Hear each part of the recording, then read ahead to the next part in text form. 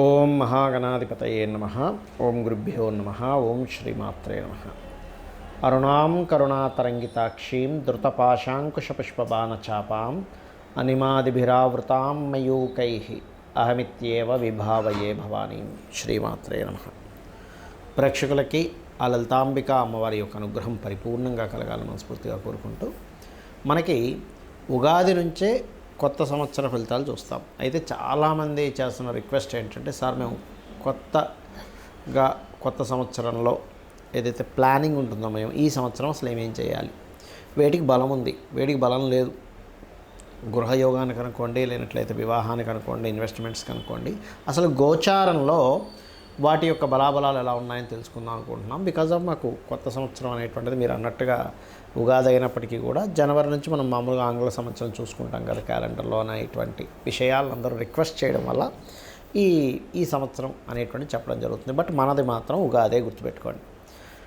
అయితే ఇక్కడ గ్రహస్థితులు ఏ విధంగా ఉన్నాయి, ఎందుకంటే మనకి ఎప్పుడూ కూడా ఉగాది సంబంధించినవి చెప్పినా, లేకపోతే కొత్త సంవత్సరం మనకి తెలుగు సంవత్సరం అయినా ఆంగ్ల సంవత్సరం అయినా సరే ఒకటే రూల్ ఏంటంటే, మేజర్ ప్లానెట్స్ ఎప్పుడైనా సంవత్సర ఫలితాలు చెప్పేటప్పుడు జీవుడైనటువంటి గురువు, కర్మకారకుడైన శని, కాలానికి మోక్షానికి కారకులైన రాహుకేతువులు సంవత్సర ఫలితాలు ఎక్కువ ప్రాధాన్యం చూపిస్తారు. మిగతా అంతా కూడా నెల ఫలితాల్లో, పక్ష ఫలితాల్లో వస్తాయి.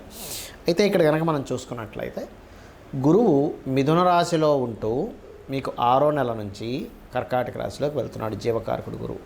ఇక మనకి మీనరాశిలో శని భగవానుడు ఉన్నాడు. ఈ యొక్క శని భగవానుడు 26/7/2026 నుంచి వక్రిస్తున్నాడు. మీనంలో ఉన్న శని వక్రిస్తాడు. ఇక రాహువు, కేతువు డిసెంబర్ మాసం వరకు కుంభ రాశిలో రాహువు, సింహరాశిలో కేతువు ఉంటూ, వారు దాని తర్వాత డిసెంబర్ నుంచి కర్కాటకంలోకి కేతువు, మనకి మకరంలోకి రాహు వస్తున్నాడు. ఈ యొక్క గ్రహస్థితిని అనుసరించి ద్వాదశ లగ్నముల వారికి, లగ్నం తెలియని వారి రాశుల వారికి ఎటువంటి ఫలితములు ఉన్నాయి. ధనస్సు వారికి ఈ 2026 సంవత్సరంలో మీ యొక్క గురువు జూన్ వరకు మీ లగ్నాధిపతితో సప్తమంలో ఉంటున్నాడు. దీనివల్ల ఏమిటి అంటే, పార్ట్నర్స్తో అనుకూలత, వివాహ సంబంధించిన విషయంలో చేసేటువంటి ప్రయత్నాలు ఈ సంవత్సరం జూన్ వరకు అనుకూలంగా ఉన్నాయి. అదేవిధంగా లగ్నాన్ని వీక్షిస్తున్నటువంటి గురువు 3వ స్థానాన్ని కూడా వీక్షిస్తూ లాభస్థానాన్ని కూడా వీక్షిస్తాడు. కాబట్టి మీరు చేసేటువంటి ప్రయత్నంలో కొన్ని ఇబ్బందులు వస్తున్నప్పటికీ కూడా గురుబలంగా ముందుకు వెళ్తూ ఉంటుంది.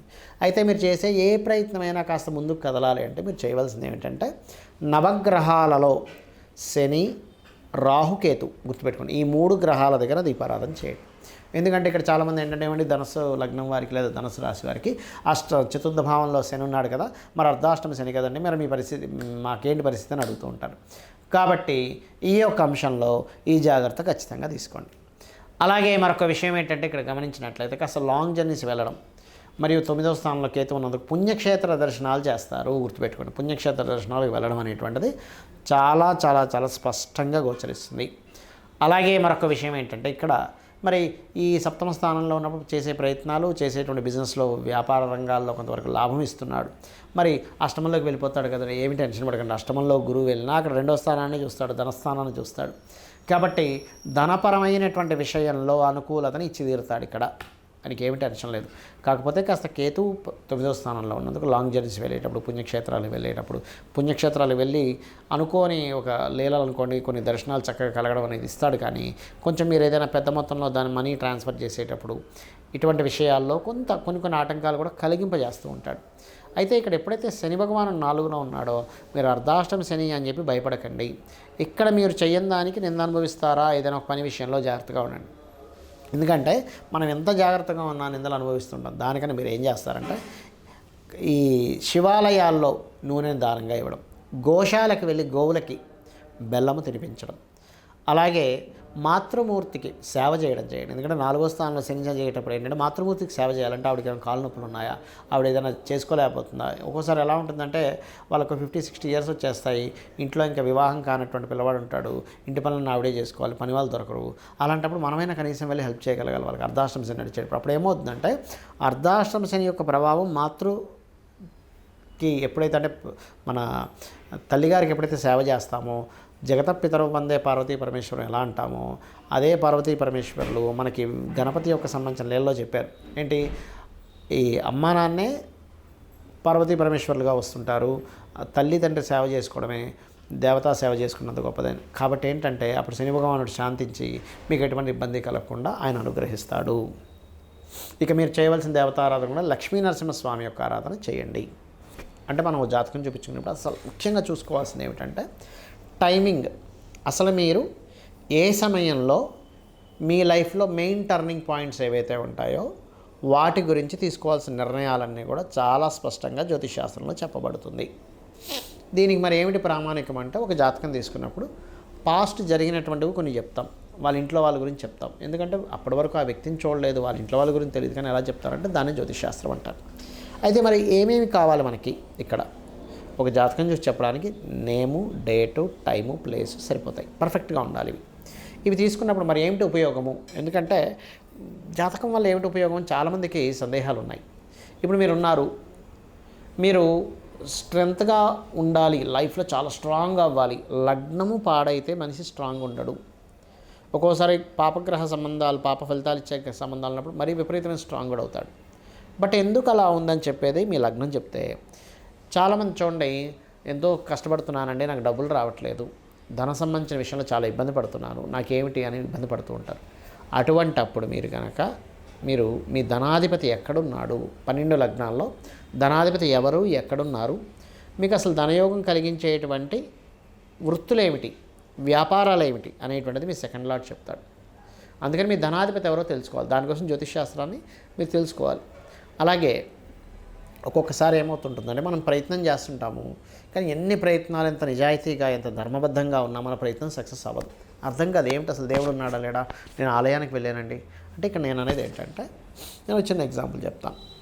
మీకు ఒక క్యాండిల్ వెలుగుతుంది, ఆ క్యాండిల్లో వెలుగుపెట్టారు, కాలుతుంది. దేవుడు ఉన్నాడా లేడా నాకు కాలడం ఏమిటి అంటే దాని ధర్మం అది చేస్తూ ఉంటుంది.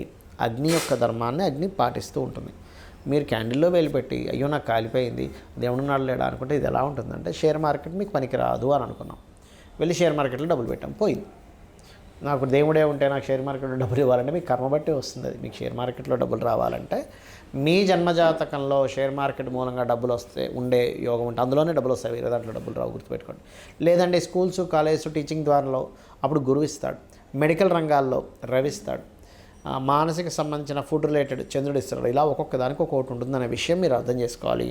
మీరు చేసే ప్రయత్నం ఎందుకు సక్సెస్ అవ్వట్లేదని మీ థర్డ్ లాట్ బట్టి చెప్తుంది. అలాగే మీరు ఏ డైరెక్షన్లో ఉండే గృహం మీరు కొనుగోలు చేసుకుంటే మంచిది. ఎందుకంటే అన్ని దిశలు మంచివే, ఏ దిశ చెడ్డదనేటువంటిది లేదు. అలా చెడ్డదైతే పడమర దక్షిణమే చెడ్డదైతే మరి ఆ పరమాత్మ పడమర దక్షిణమే సృష్టించకూడదు, 2 దిశలే సృష్టించాలి. తూర్పు ఉత్తరమే సృష్టించాలి, పడమర దక్షిణం సృష్టించకూడదు, గుర్తుపెట్టుకోండి. మరి దక్షిణ పడమరాలు ఎందుకున్నాయి, నైరుతి ఎందుకుంది అంటే ఒక్కొక్క దిశకు ఒక్కొక్క ఎనర్జీ ఉంటుంది. ఆ రకంగా మీ పేరులో ఉండే మొదటి అక్షరాన్ని తీసుకొని మీరు అసలు ఏ దిశలో ఉండాలి, మీ జన్మజాతకంలో ఉండేటువంటి రాహుకేతువుల యొక్క స్థితిగతిని బట్టి, శుభగ్రహాలు పాపగ్రహాలు ఉండేటువంటి స్థితిగతులను బట్టి మీరు ఏ డైరెక్షన్స్లోకి వెళ్ళి ఉంటే మీ లైఫ్ మీరు పడుతున్నటువంటి కష్టానికి సరైనటువంటి ఫలితం వస్తుంది అనేటువంటిది వాస్తుపరంగా జాతకపరంగా చూసి చెప్పుకోవచ్చు. అదేవిధంగా మీ యొక్క సంతానం ఎందుకు కలగట్లేదు, అసలు సంతానం అభివృద్ధి అవ్వాలంటే మీరేం చేయాలి, మీ సంతానం ఏం చేయాలని ఒక క్లారిటీ ఇస్తుంది. మీరు తీసుకునే నిర్ణయం ఈ నిర్ణయం ఇప్పుడు తీసుకోవచ్చా తీసుకోకూడదు అనేటువంటి విషయాన్ని చాలా స్పష్టంగా జ్యోతిషశాస్త్రం నిర్ధారిస్తుంది. అలాగే మరి కొంతమందికి అప్పుల పాలైపోతూ ఉంటారు.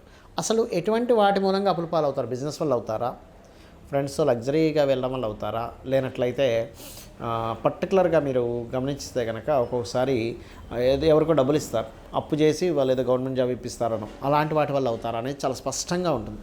సో మీరు అప్పుల నుంచి బయటపడాలంటే ఏం చేయాలి, అసలు ఏ దానం చేసుకోవాలి. అలాగే వివాహానికంటే ఒక సమయం ఉంటుంది, టైమింగ్ మెయిన్గా. అసలు ఎప్పుడు మీరు వివాహం చేసుకుంటే మంచిది, ప్రతి జాతకుడికి 3 నుంచి 5 సార్లు వస్తుంది. ఇప్పుడు మన సంవత్సర ఫలితాల్లో ఇక్కడ ఎప్పుడుంది గురుబలం, మన గురుబలం అంటారు కదా. కేవలం అంటే గురుబలం ఒక్కొక్క దానికి పనిచేస్తూ ఉంటుంది. వివాహానికి పనిచేస్తుందా, గృహానికి పనిచేస్తుందా, ధనం రావడానికి పనిచేస్తుందా, సంతానం కోసం పనిచేస్తుందా, ఇన్వెస్ట్మెంట్స్ కోసం పనిచేస్తుందా అనేది తెలుసుకోవాలి గురుబలాన్ని.